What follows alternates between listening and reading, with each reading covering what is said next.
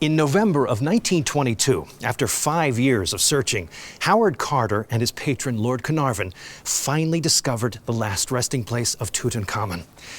His tomb was found directly beneath the tomb of Ramses VI, which had been built much later on.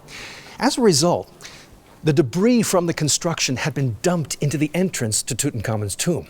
A stroke of luck for us today, since the boy king's tomb thus remained intact and hidden for more than 3,000 years. This fantastic exhibition transports us to the famous tomb at the very moment of its discovery.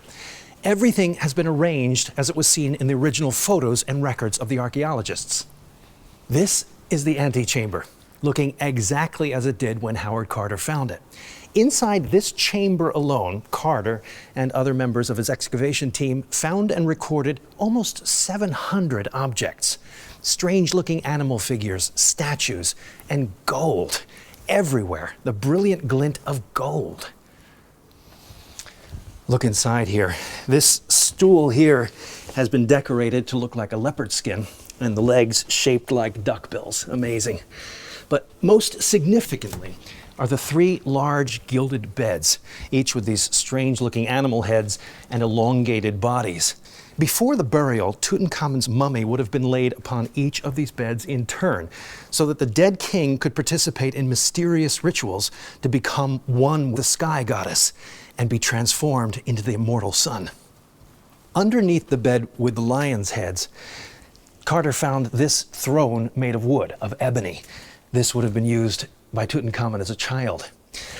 Under the second bed, decorated with the cow-headed goddess, there lay this whole pile of strange egg-shaped white vessels.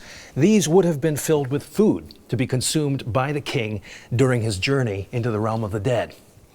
But what Carter found under this bed, the one decorated with the hippo's heads, took his breath away.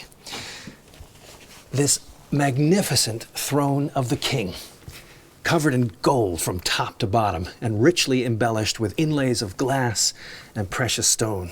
Wow, it is beautiful. However, it seems likely that grave robbers broke into the tomb shortly after the young pharaoh was buried. A number of golden items lie carelessly dumped into a heap in this corner of the chamber. Fortunately, the would-be thieves seem to have been interrupted because the other contents of the tomb remain just as we see them here. It took 3 months for Carter and his team to clear out this chamber. These 2 figures standing guard indicated where the entrance to the burial chamber must be.